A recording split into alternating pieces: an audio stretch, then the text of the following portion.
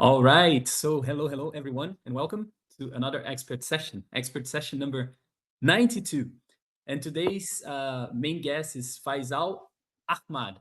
Faizal, you tell me off later if I'm pronouncing your name or surname correctly. He's the director of PMO and Marketplace Strategy at Alibaba Group. Alibaba is a global technology and commerce conglomerate operating at scale that fundamentally changes how marketplaces behave.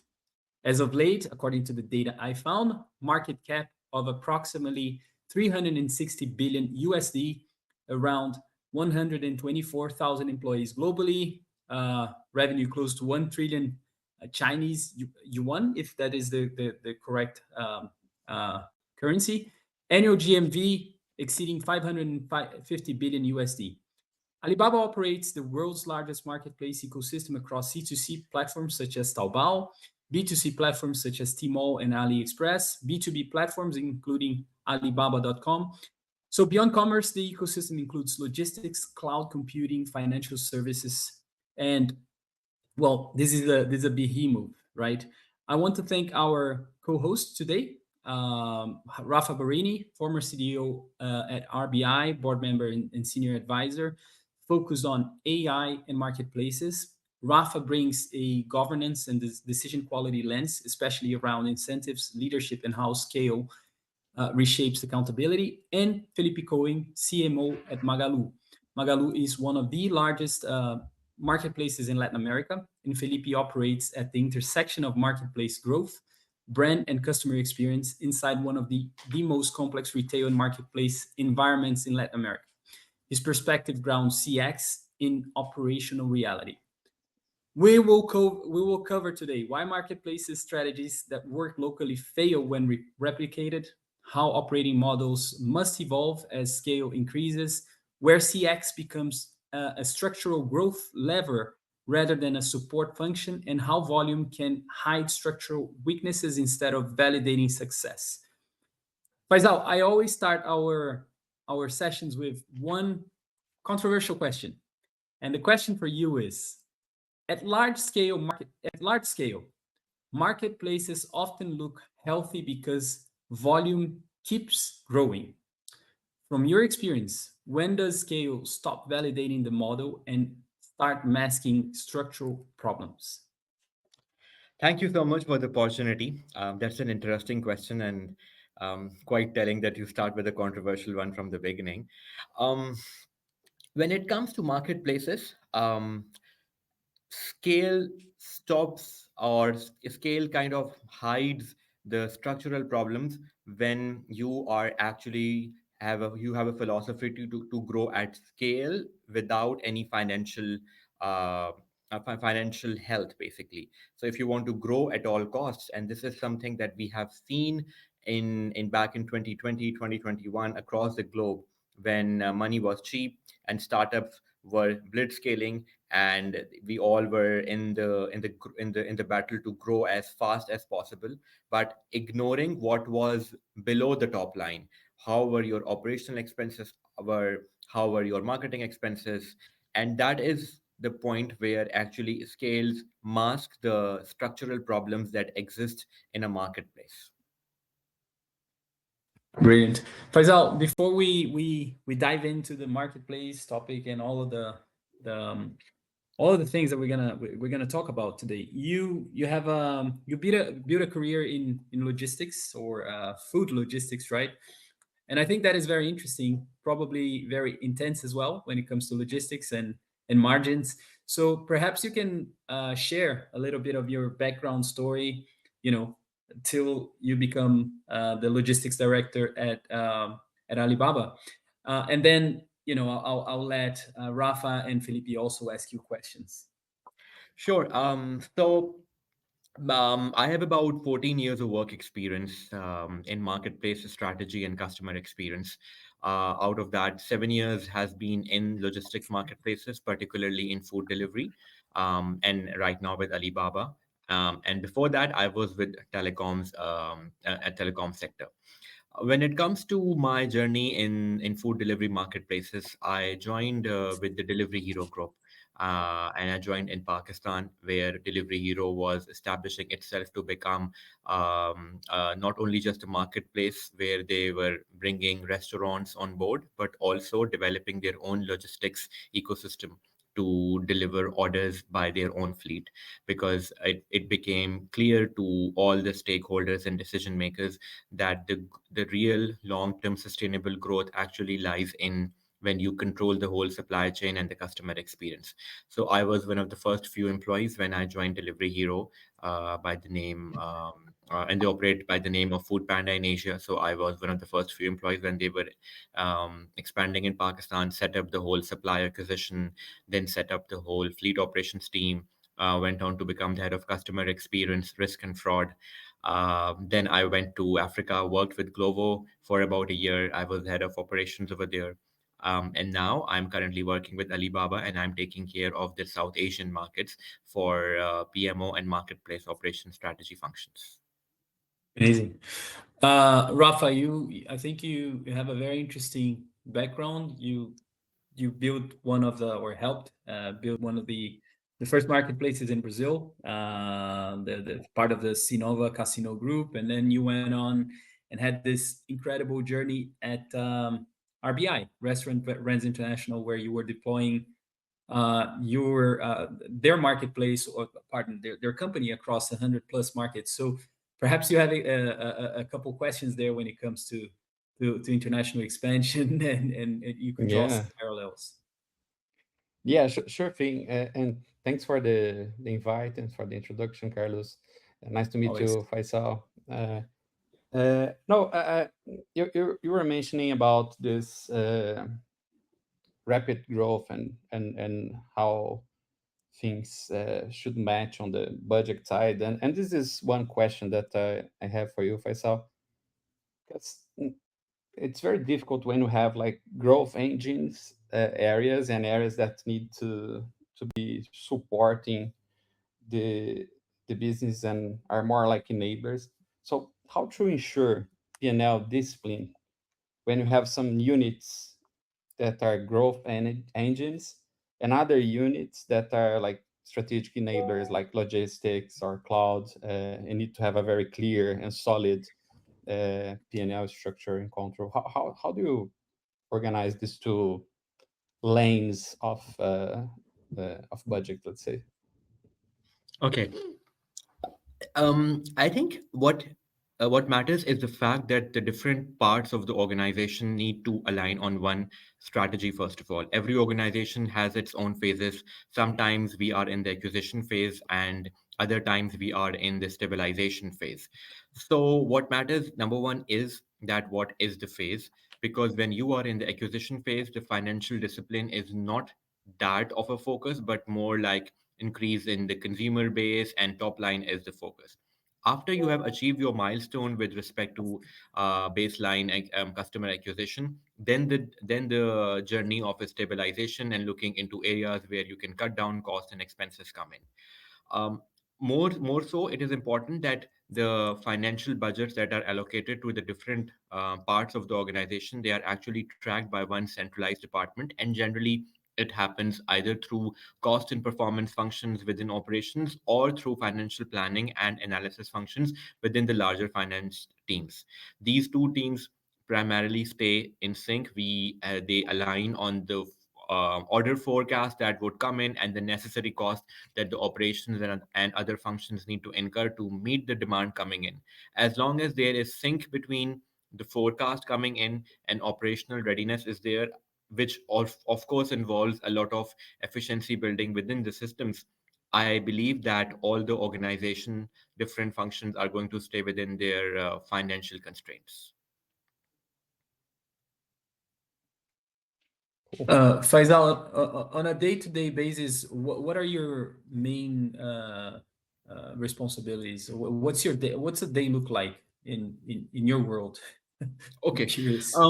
Yeah, good question. And on in our world, the day starts from looking at the overall number of orders and performance that the company would have done in the last 24 hours. So when you open your laptop, at 9 a.m. in the morning. Essentially, you would start what was your top line, how many orders you would have done, and then what was the operational metrics around that performance. So, for example, when it comes to, let's say, companies like Alibaba, you would talk about what was the success rate, what was how many orders did you ship, how many orders were failed. Similarly, for food delivery companies, how many orders were cancelled, how many orders were delivered within 30 minutes, because this is basically telling you that if your orders are increasing and you are growing at scale, and at the same time you are delivering those orders to the customers with efficiency, is your operations structure resilient enough to absorb more demand, or it is cracking?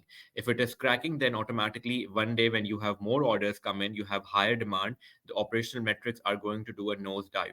However, if the operational structure is built on solid foundation with more demand coming in, you would see the resilience and the beauty of the operational metrics actually going up.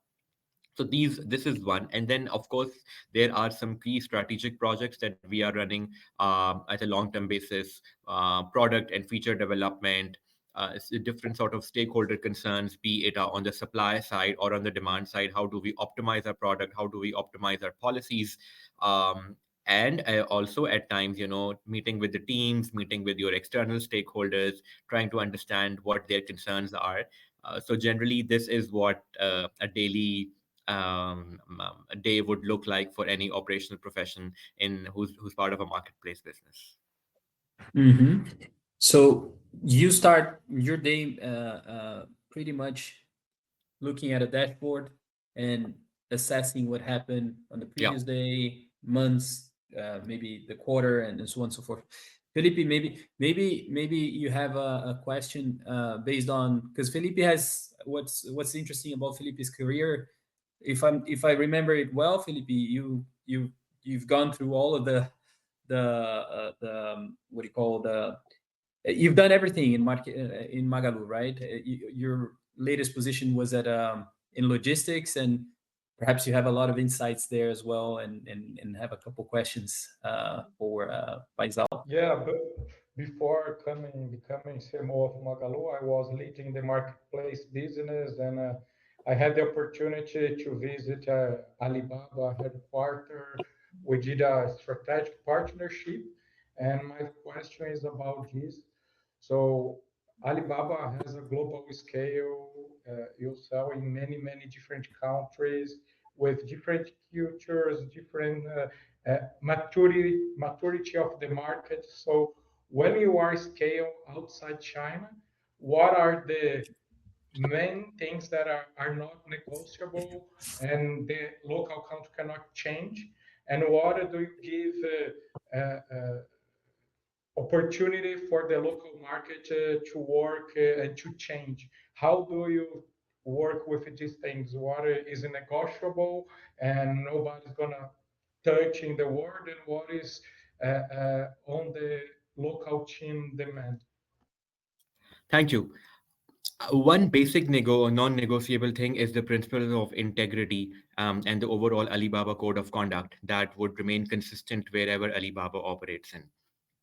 When it comes to the operational side of the things, what remains consistent is how do we measure operational metrics, in terms of how do we measure lead times, what is qualified as a good experience, what is not qualified as a good experience.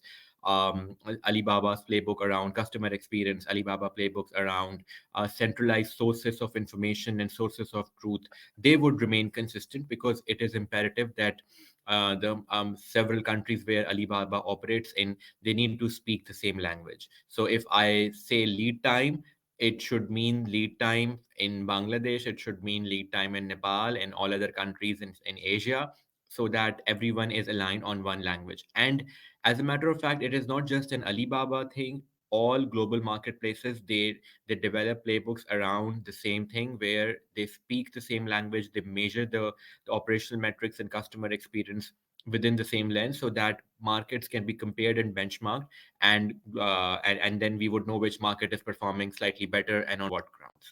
So this for one aspect, this is one aspect. Second aspect is that some of the core SLAs more or less remain the same.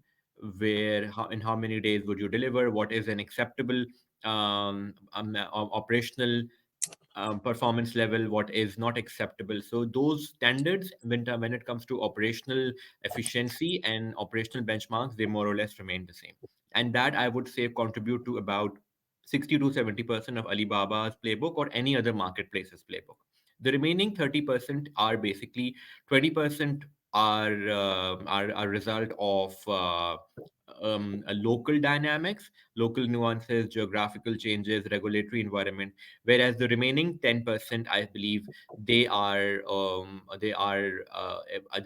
to experimentation by local teams, so that everyone can experiment and we can come up with better practices for all the markets.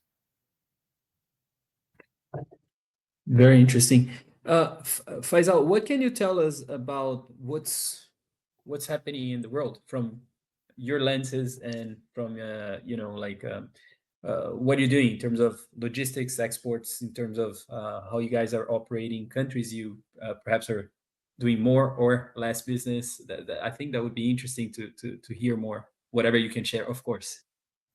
Globally, what is happening is that marketplaces are looking to build more and more choices on their platform, because it is now essentially clear that the more choices you have on the platform and the more consistent experience you are delivering to customers, it is the key to the growth and scalability of a marketplace. So this is now a kind of a playbook which is being implemented by all global players. Alibaba is no different. What is Alibaba trying is by finding ways how we can develop the inventory of our sellers on the platform, and how we can build sellers not only within the local country but also doubling down on the cross-border business wherever it is financially viable. Interesting. Rafa, Faisal, questions? sorry, Go sorry. ahead. Go ahead. Go ahead. Go ahead. No, No, please, I was please. just asking Faisal because when you look from the perspective, the strategic perspective, when we're thinking about scale, many times you have to take a decision about build, buy, or partner with someone. And when you look to Alibaba history, we see that many times the choosing is about build. So Alibaba normally build things. What are your opinion about build, buying your partner to scale fast? And how is Alibaba decision when you need to decide how to scale fast? Okay.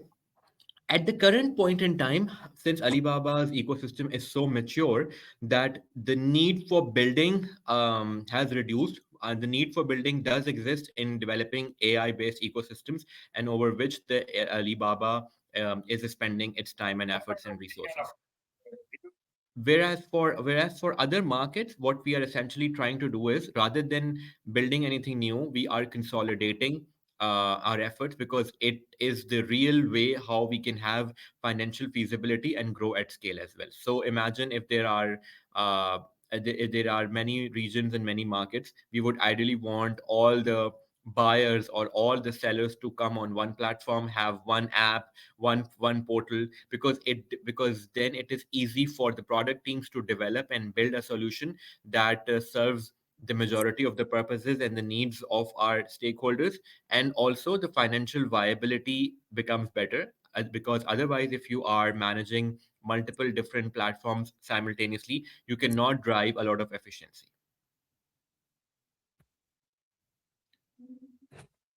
Yeah.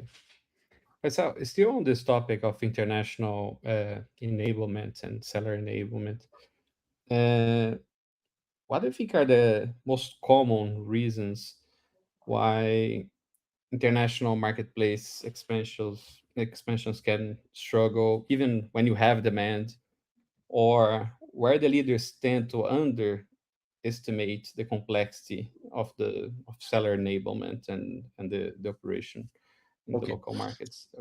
Good question, because I have been at the forefront of such situation as well. And my learning and experience is that while the global playbooks exist, it does not mean that those playbooks are going to be 110% copy paste solution from one market to another market.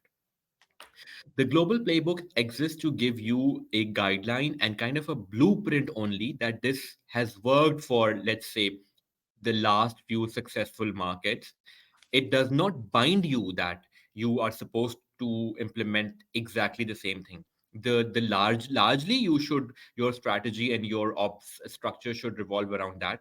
and and the reason why some of the global players historically have struggled when they move from one geography to another geography is that the management team or the people who were involved in the execution, they were completely copy pasting the solutions imported from other countries, disregarding that there may be nuances that are being missed out.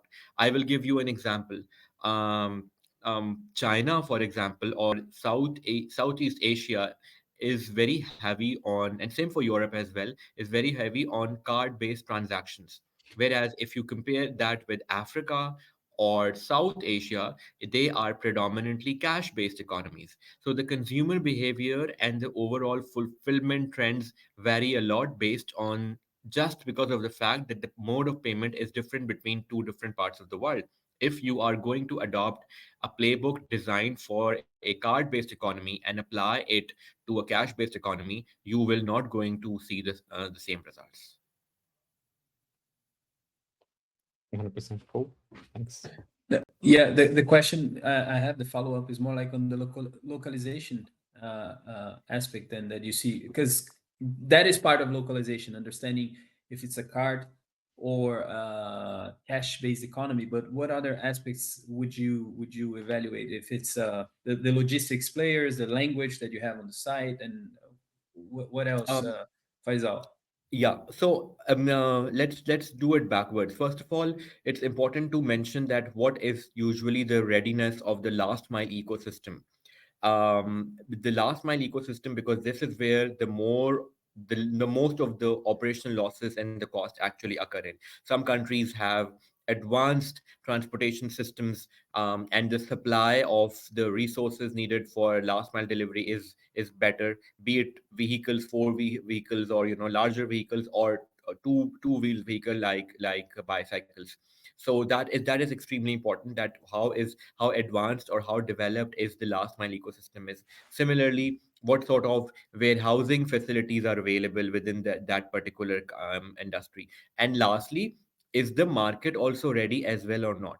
If you're going to, let's say, countries like South Asia, where the overall purchasing power is lesser as opposed to Western markets, and if you're going to develop your inventory based on very high fashion products, there is quite a likelihood that you might not be able to sell the items or grow your platform the way you were expecting it to be. So when it comes to localization, it is also important that what are the consumer patterns, what is the purchasing behavior of the country, and how does the overall infrastructure of of a particular country look like.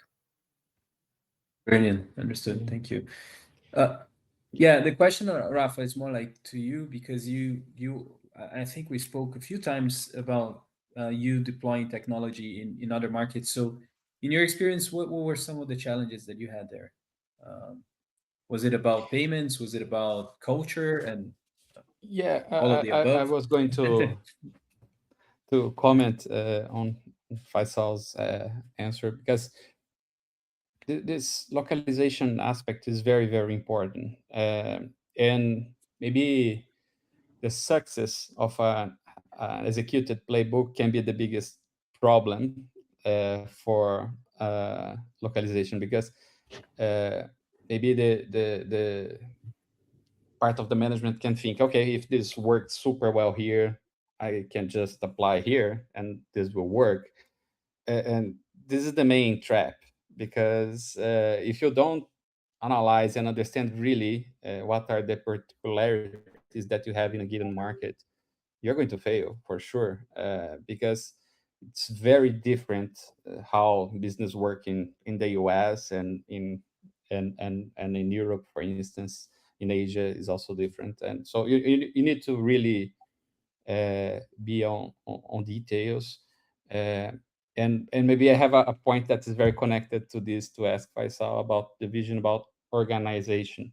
So if you if you need to deal with different markets like you have in your company today, what do you think are the capabilities that needs to remain centralized, and what needs to be local in order to succeed in a new market entry, for instance?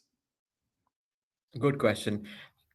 What I have seen that functions which are actually cost centric, number one, however, doing repetitive kind of the activities, they should be centralized.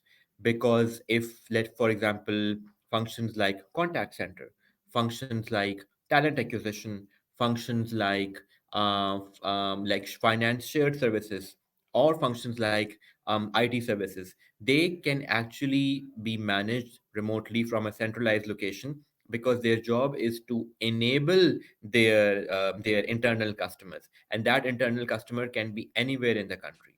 So as long as the role is is more on the functional aspect, and it does not need to be closer to the ground, but rather has an inward looking approach, I think that role should be centralized, because that centralized person will have a 360-degree view of the whole organization.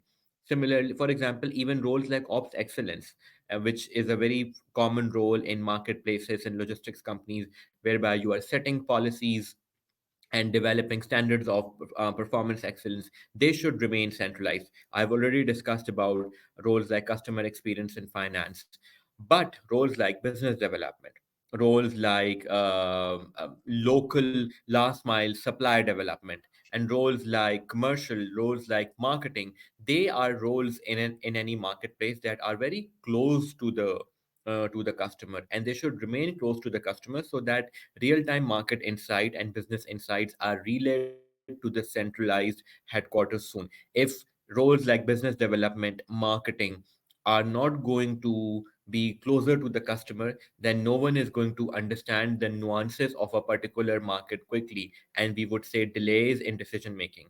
And in today's world, and particularly in global marketplaces, a delay in decision making is a price that no one can pay back.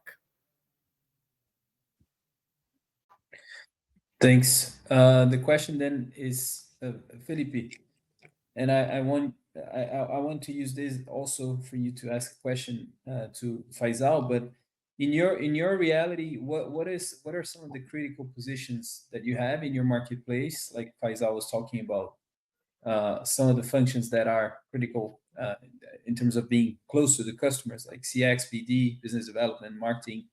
Um, and for you, what are the positions that are critical, so you can have a proper operation?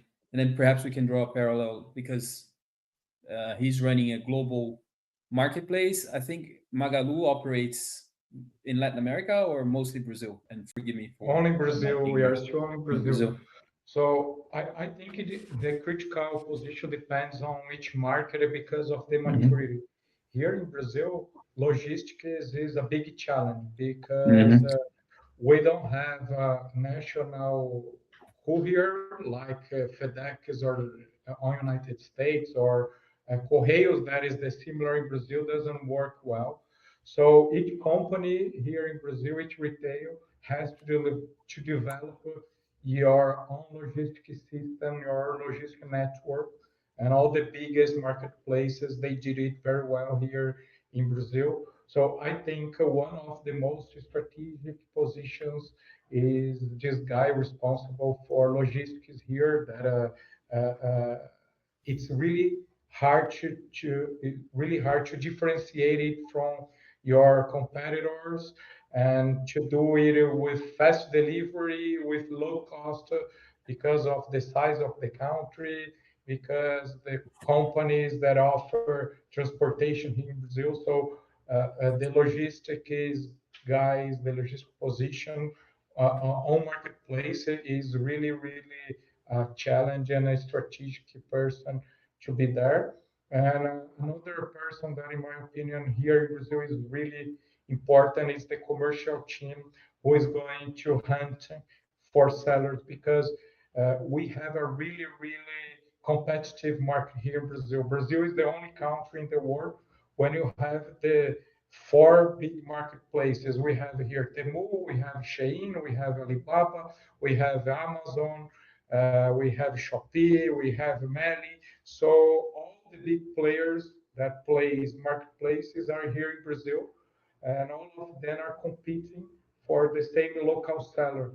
So you need having a good commercial team doing hunting, convincing the seller to sell on your platform, or uh, uh, uh, being aware of everything that is happening on the market, what are the conditions each marketplace offer for the seller, because here's not only a competition for the final customers, there is a big competition for the seller, because the seller will not sell in all the marketplaces.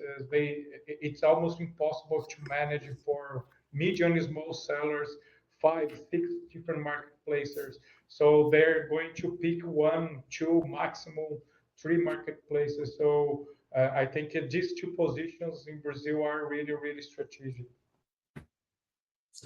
Thanks. Faisal, do you have questions to the guys as well? Maybe they're asking questions your way, but I think it would be interesting if you had questions their way.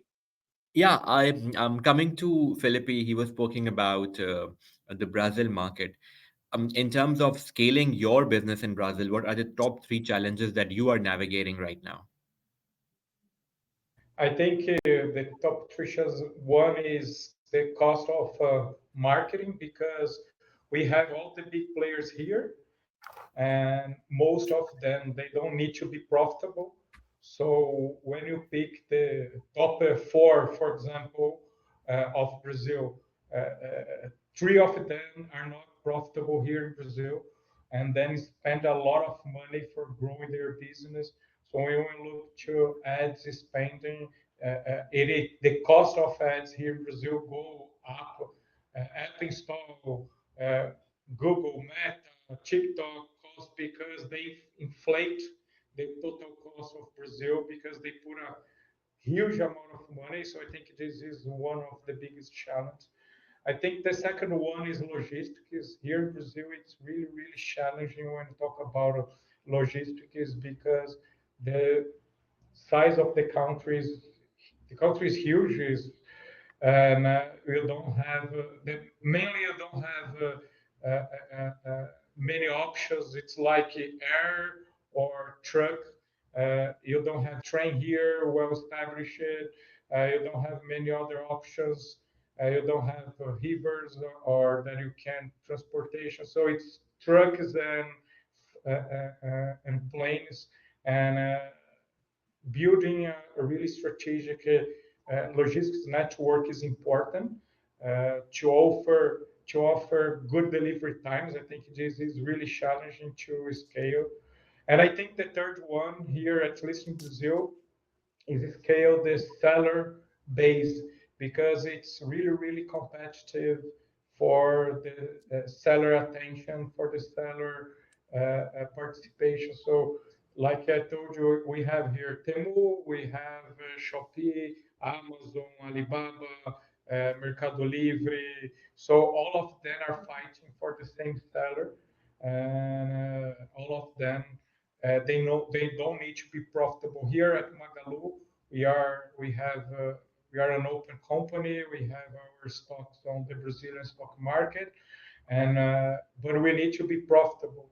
So it's really hard to compete with companies that have a rich father when the headquarters send infinite money for them. So they can offer, for example, zero tax for the sellers. They give free shipping for the customer. Things that for a Brazilian company is really, really hard to compete, to grow and be profitable. I think these are the biggest three challenges. Thank you. One supplementary question. You mentioned that all these big giants are actually fighting for the same customer. As far as I remember, Brazil is a very populous country. It has more than 210 million people. Is that is within that 200 million people? can't all of these big players identify their own niche of customers? Why are they fighting for the same pool of customers, provided that the pie is of such a big size? Because all of these marketplaces, I think, none of them are niche marketplaces. So all of them are trying to sell for everyone and to become a one-stop shop. So here in Brazil, it's different from United States or from China when you have maybe two players fighting for the leadership. Here you have many players. You have also niche players, but even these niche players, they sell on the marketplaces. So, for example, when you talk about a fast shop, that's a big Brazilian retailer specialized in electronic stuff. It's our competitor on physical stores. They sell their products on all of these marketplaces. So I think it's a fight not only for the final customer, that you are right about the population, but even from the seller side, many of these sellers, many of the marketplaces are fighting for the seller too, because the seller doesn't want to work with five different marketplaces. So they pick two or three, and the marketplace starts now to fighting for the seller attention. So I think, like well, to have a health platform, you need to scale on both sides, on the seller side, on the customer side. So I think scale both sides is a challenge for all of them. Thank you. Thanks, Felipe. We'll start opening the stage here for our community also. Someone left there. I think it was Luke about Rich Father. So the community can also jump in. But Luke had a question, and I'll show on stage. So he works for Marketplaces, a SaaS platform that helps companies, retailers, telcos launch and scale vertical marketplaces. We have interest from prospects in the GCC. Did Alibaba ensure your supplier portal had Arabic right to left compatibility when entering this region? Thank you, Luke. I will not be the best person to comment when it comes to the GCC market, when it comes to Alibaba, because my scope is more Asia, Southeast Asia and South Asia based. But I can give a general comment. Of all the Alibaba portals that I have seen, they come embedded with translation options for many different languages. So I am pretty confident that the supply portal for Alibaba, while they wanted to bring suppliers on board for Middle East, would be definitely supporting the local language, because Arabic is spoken by the whole of Middle East, and the penetration of English is, or any other language, is much lesser. Arabic is the predominant language over there, and it goes without saying that if you have to scale in that organization, you in that region, you actually need to develop your ecosystems which are Arabic friendly. Brilliant. Thank you. Patrick. Patrick is joining us. Excellent. Go ahead, Patrick. Oh, hi. Going back to the question about build, buy, and partner, you said that like your build investments have been reduced. Data is very focused on AI, but how are you guys deciding what to build on AI since AI is changing so fast? Like, how are you guys connecting the internal forecast data with external foresight and trends data to Okay. prioritize? Okay. I think there's multiple questions asked in this question, but I'll try to answer it as much as possible. The general rule of thumb on what should become a part of AI is when the organization wants to cut down repetitive activities. If there is a repetitive activity which is happening which is take with, and a lot of individuals within the company are doing that same activity, and it's like an assembly line kind of a work, that gives the opportunity for AI to come in and automate that work. So that's the rule of thumb. For example, if there's a work that there are certain human agents that are involved in doing a step one, step two, step three, a sequential tasks of thing. That is where the AI will come in and will automate that thing. So that's what I was referring to. When it comes to linking internal data with external world, how it happens in almost all marketplaces is that the financial planning teams and the cost and performance team, they come up with their internal forecast based on the historical trends, and this is where actually AI also plays a role, where they help in predicting what would be the potential demand. And then the human interventions come in with regards to commercial and marketing teams giving their input, that on certain calendar days certain activities are planned and we are expecting an uptake of 5%, 10% based on the series of activities that have been planned internally to happen for the first time this year, or external activities being planned to happen on that particular day. So those are then blended with the internal forecast that has been developed to come to a forecast that is going to be more reflective of what the actual numbers are going to look like. Hope that answers your question. Thanks. You. Let me just see. I think we have switched. Let me just see. Gustavo, please keep on inviting everyone. So we have Sieda Yusra Azam. I'm not sure if that's the correct name. Faisal, Alibaba operates at massive, yes, thanks, at massive scale across very different markets. From a PMO perspective, how do you balance central governance with local flexibility so innovation doesn't slow down? Thank you for asking this question. The role of the PMO function is to actually identify what are the non-negotiable goals in terms of giving a large picture and developing the vision of the project and what is the need of it. The end results and the KPIs or the target, as you may say, they are defined. But from a PMO perspective, we leave the implementation to the local markets, as every market would have its own nuances. As long as the Alibaba ecosystem and its fundamental principles are followed, and the KPIs are mentioned or measured in a way that are aligned with the Alibaba philosophy, we are open to giving experimentation rights to all the different markets where we operate. Brilliant. Thank you. Anyone else who's joining us here? Because otherwise we'll keep you with the Gustavo. No, no one wants to join. People are shy today. No problems, but we have quite a few watching us.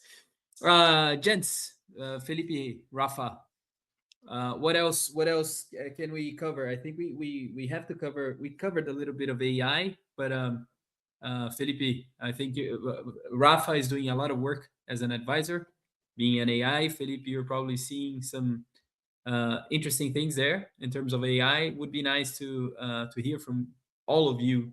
What are you doing specifically? How are you seeing the evolution of marketplaces and in general, right? What's going on? So go ahead, Uh, Faisal, and then I'll Yes, yeah. I have a question actually to Rafa. So I'm currently working on how to reduce lost packages across the Alibaba ecosystem.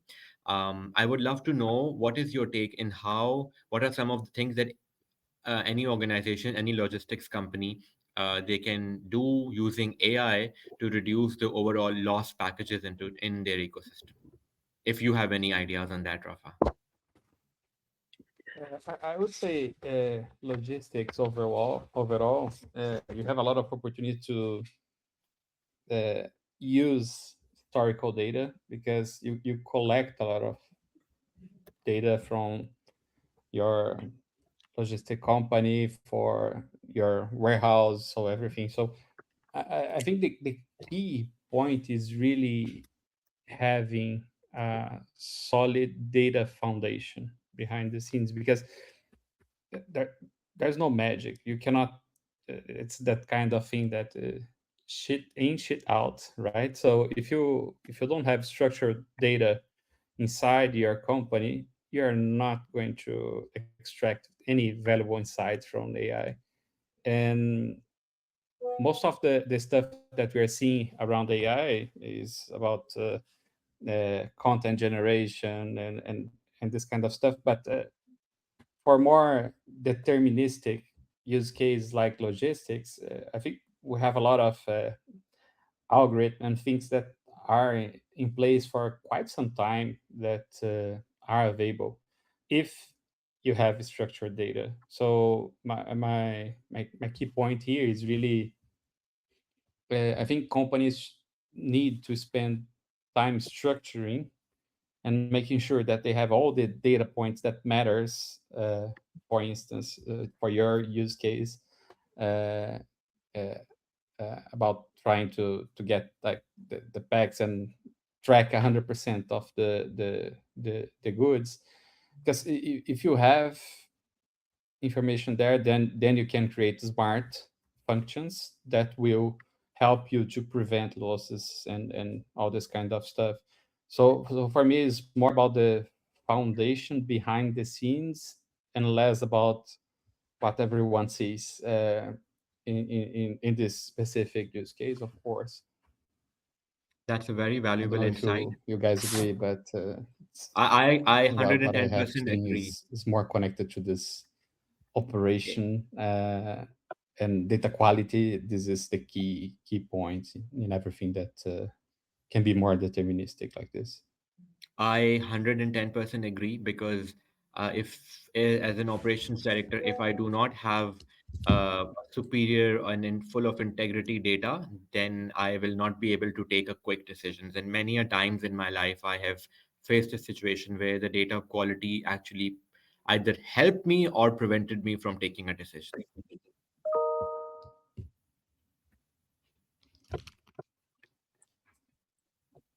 Felipe, maybe you could comment.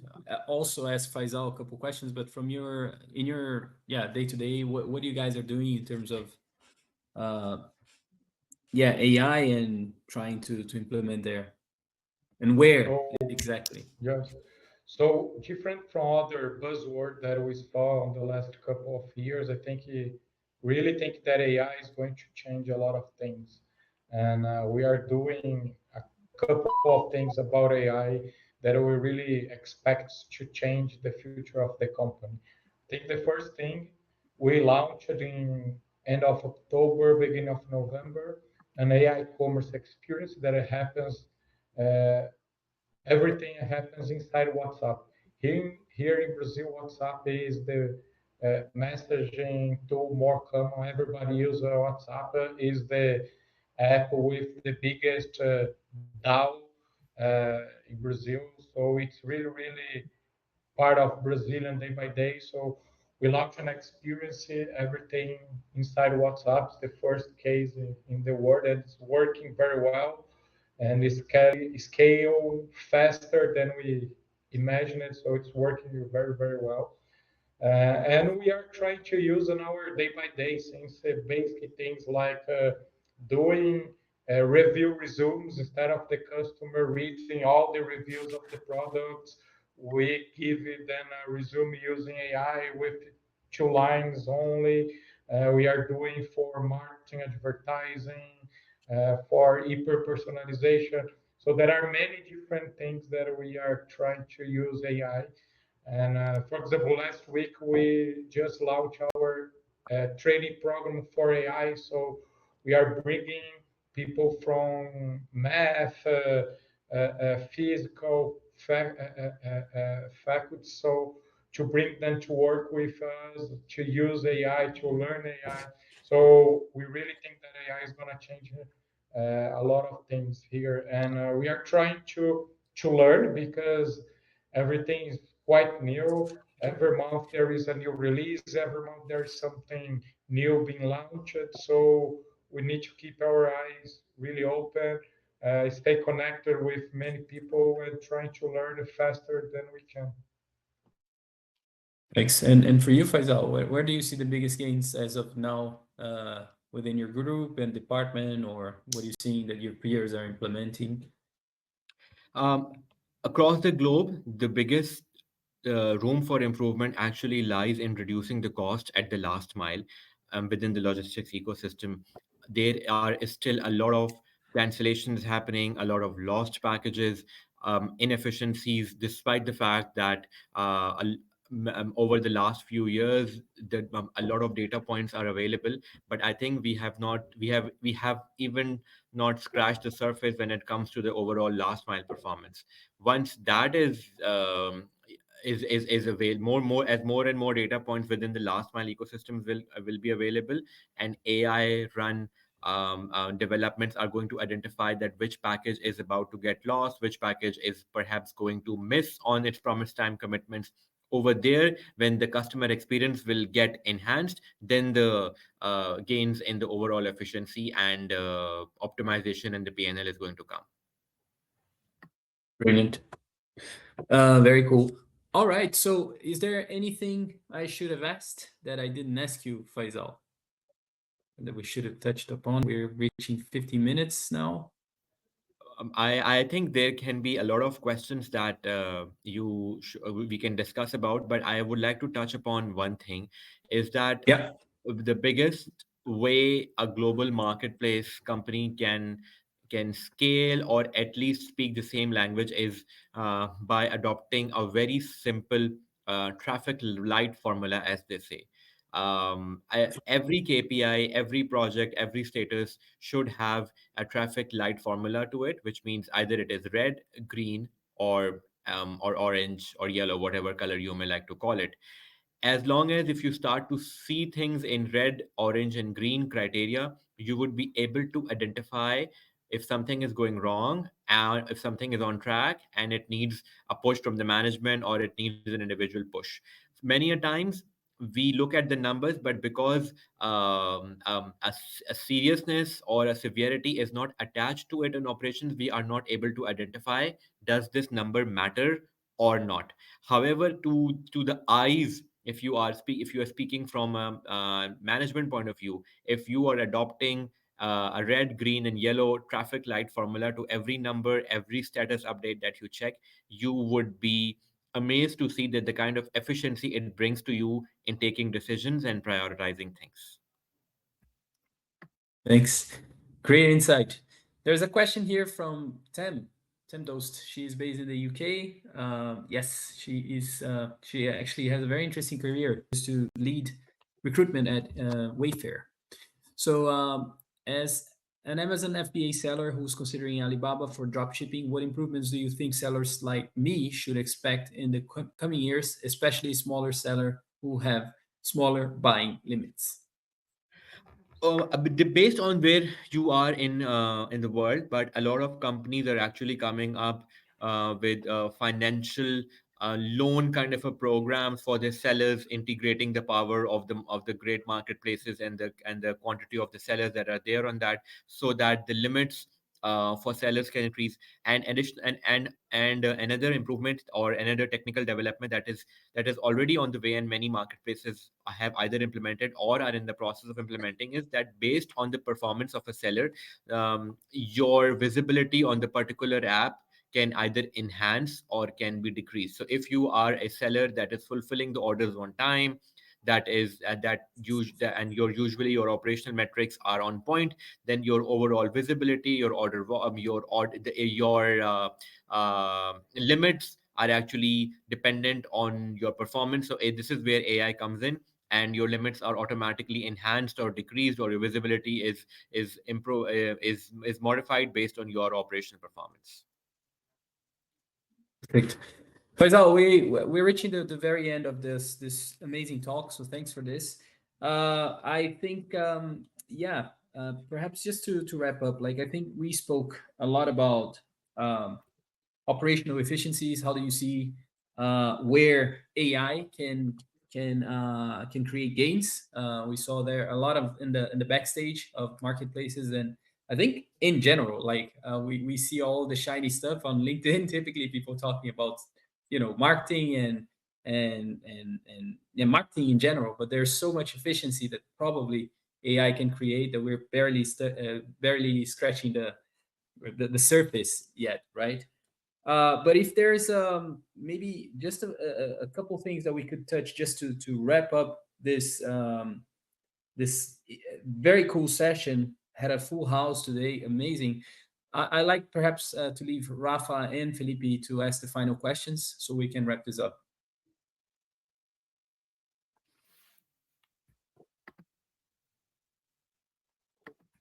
No, maybe you could just, well, being in a Chinese company that is expanding in all the world, I think the Western leaders admire the Chinese execution speed. It's something very, very notable.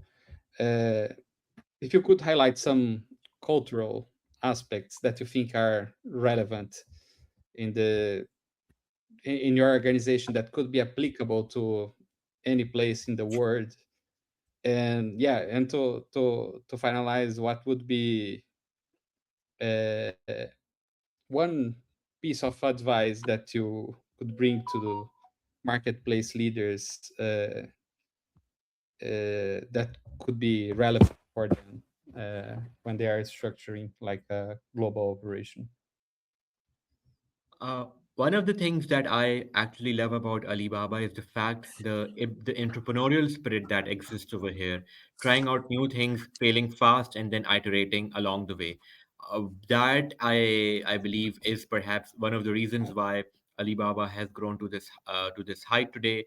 They will experiment, iterate all along the way, and then gradually come up with the most viable product.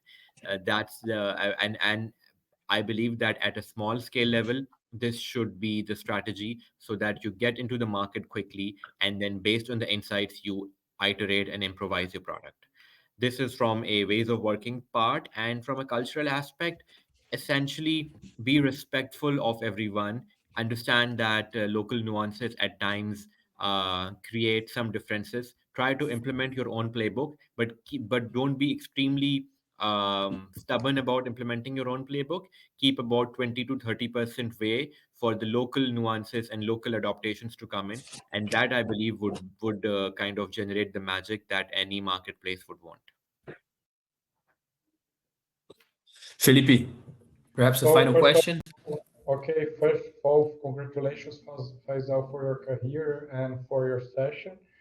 And one final question. So we are really seeing AI changing many things, and we are just beginning. Even Alibaba has your own AI, and it works very, very well. So from this perspective, which areas of marketplace do you think AI will change the most?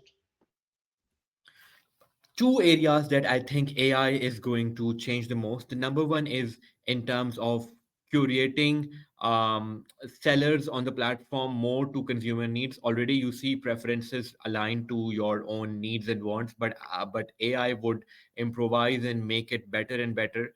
I would ideally want to come to a level where the AI algorithms are able to predict what Philippi wants when he opens the Alibaba app, or what Rafa wants when he opens the Alibaba app. So that is perhaps my vision would be how should AI actually drive growth and conversion for Alibaba.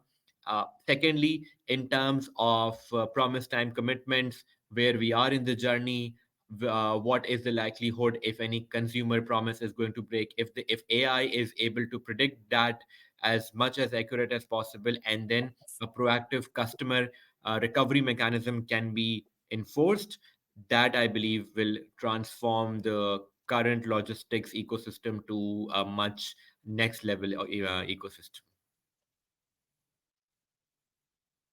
Brilliant. All right. So, Faisal, Felipe, Rafa, thanks very much. I think this session was super interesting. High level overview there on Faisal's work, pretty much, and his job on a day to day basis, and his views really on what's changing uh, in in the marketplaces and how AI is evolving. So, Faisal, if anyone wants to know more about you now, it's what's the best way to get in touch? Thank you, first of all, Carlos, for giving me the opportunity to speak with you and the whole Evolve community. It has been a pleasure to be here.